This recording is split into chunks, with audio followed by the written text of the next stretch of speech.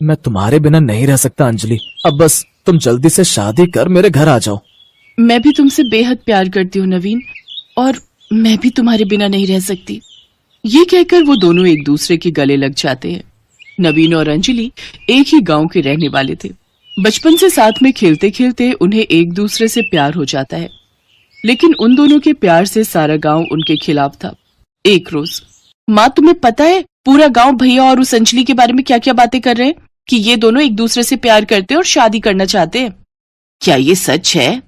हाँ माँ, भला मैं क्यों झूठ बोलूंगी। यकीन ना हो तो अभी भैया आने वाले, आप उन्हीं से पूछ लेना। अभी भी वो उसी से मिलकर आ रहे हैं।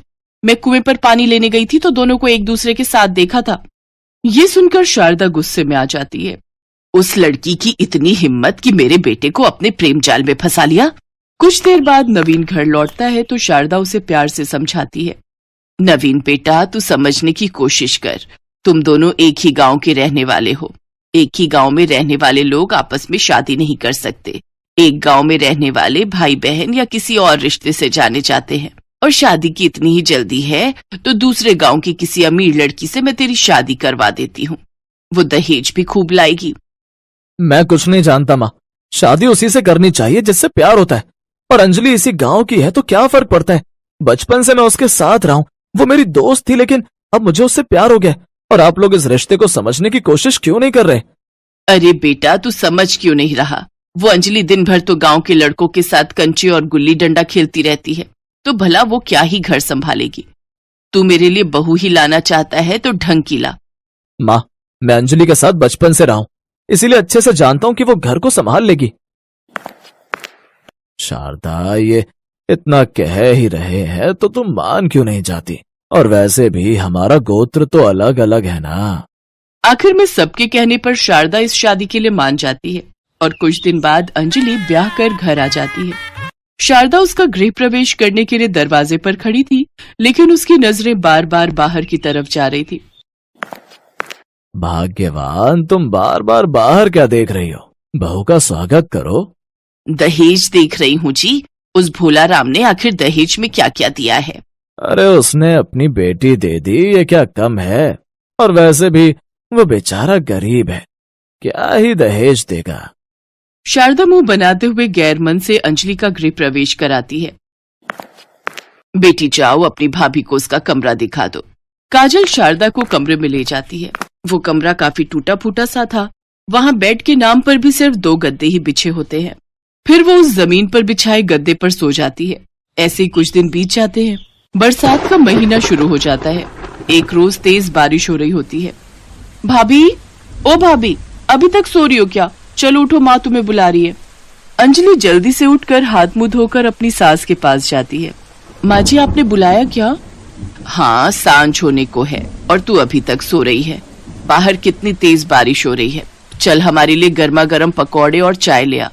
और हाँ, मेरी बेटी काजल के लिए प्याज के पकौड़े और मेरे लिए पालक के बना कर ले आ। माँ जी, पालक कहाँ है? बाहर घर के पीछे लगा हुआ है, वहीं से ले आ। लेकिन माँ जी, बाहर तो बारिश हो रही है। हाँ, तो बह जाएगी क्या तू उसमें? जा जल्दी से पालक तोड़ कर ले आ और मेरे लिए पालक के पकौड़े बना। अंजलि भीगते हुए बाहर जाती है और पालक तोड़ कर ले आती है, जिससे उसे छींकें आने लगती है। फिर अपनी कच्ची रसोई में जाकर वो पकौड़े बनाने लगती है, लेकिन बाहर हो रही तेज बारिश के कारण ऊपर से रसोई की छत टपकने लगती है। अंजलि इस बारे में जाकर अपनी सास को बताती है। माँ जी देखिए ना, रसोई की छत टपक रही है, जगह जगह पानी टपक रहा है। ऐसे में मैं पकौड़े कैसे बनाऊंगी? देखो तो माँ, भाभी को आए हुए 2 दिन नहीं हुए कि इनके नखरे शुरू हो गए। और नहीं तो क्या, ये सब तो काम ना करने के बहाने हैं। हमने तो पहले ही कहा था कि ये लड़की घर नहीं संभाल पाएगी, लेकिन नवीन मेरी सुने तब ना जाने इस कलमुही ने क्या ही जादू कर डाला था मेरे बेटे पर। लेकिन माँ जी, रसोई की मरम्मत तो करवानी ही होगी ना? हाँ, तेरे बाप ने जो बड़े पैसे मुझे दहेज में दिए हैं ना, जो मैं रसोई की मरम्मत भी करवाऊं और तुझे खाना भी खिलाऊं। जैसा हमारा घर है उसी में तुझे गुजारा करना पड़ेगा। बड़ा प्यार का खुमार चढ़ा था ना, अब भुगत।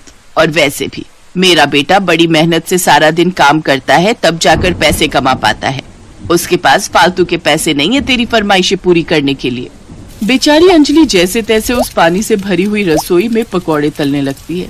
तभी बारिश के पानी की कुछ बूंदें उस तेल की कढ़ाई में आकर गिरने लगती हैं। जिससे कुछ गर्म बूंदें उसके हाथ पर आकर गिरती है। आह माँ!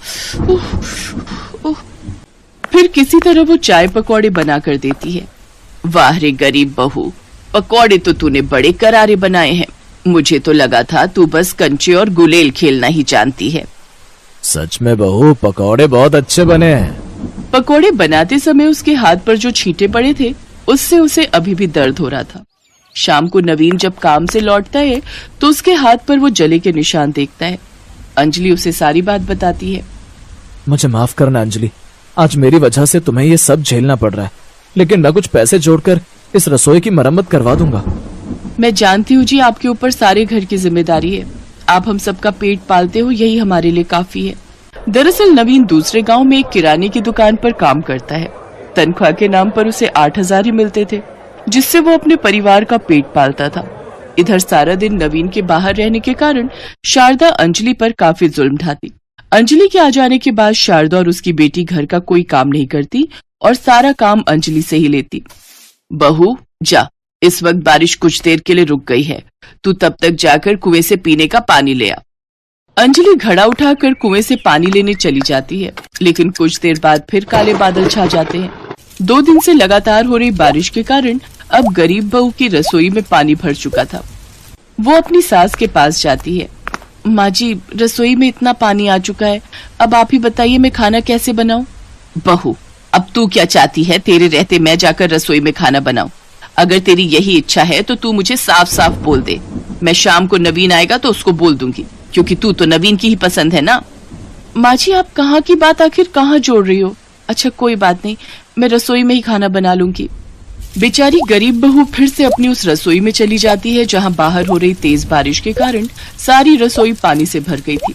अंजलि किसी तरह चूल्हे के पास पानी आने से तो बचा लेती है, लेकिन वहीं बारिश के पानी में सबके लिए खाना बनाने की तैयारी में लग जाती है।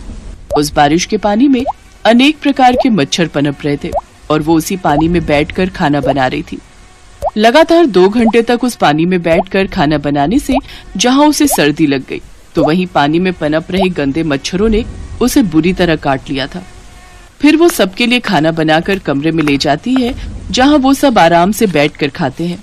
फिर बर्तन धोने के कुछ देर बाद अंजलि अपने कमरे में आती है तो उसका शरीर थर थर कांपने लगता है और उसके शरीर पर तरह तरह के लाल दाने उगाते हैं, जिसके बाद अंजलि वही चक्कर खाकर गिर जाती है। अंजलि, अंजलि, क्या हुआ तुम्हें अंजलि? अरे ये क्या हुआ बहू को? बेटा इसे जल्दी से अस्पताल ले चलो। नवीन किसी तरह अंजलि को नजदीकी अस्पताल में ले जाता है, जहां उसका बुखार बढ़ता ही जा रहा था, जहां डॉक्टर उसका ब्लड टेस्ट करवाते हैं। देखिए, इनकी ब्लड टेस्ट रिपोर्ट आ गई है, इन्हें डेंगू मलेरिया हुआ है। अब कुछ दिन इनको अस्पताल में रहना होगा। डॉक्टर अंजलि को अस्पताल में एडमिट कर लेते हैं, जिसके बाद अब घर की जिम्मेदारी शारदा के ऊपर आ जाती है और अब शारदा को उस गीली रसोई में खाना बनाना पड़ता है। तब उसे एहसास होता है कि अंजलि कैसे ये सब सह रही थी। हे भगवान, मेरे बस की तो नहीं है इस रसोई में खाना बनाना। इसमें तो कितने गंदे मच्छर हैं। शायद इसी कारण बहू भी बीमार पड़ी है। नहीं, मुझे जल्दी ही इस रसोई की मरम्मत करवानी होगी। अगर समय रहते मैंने उसकी सुन ली होती तो आज बहू की ये हालत नहीं होती। शारदा को अपनी गलती का एहसास होता है।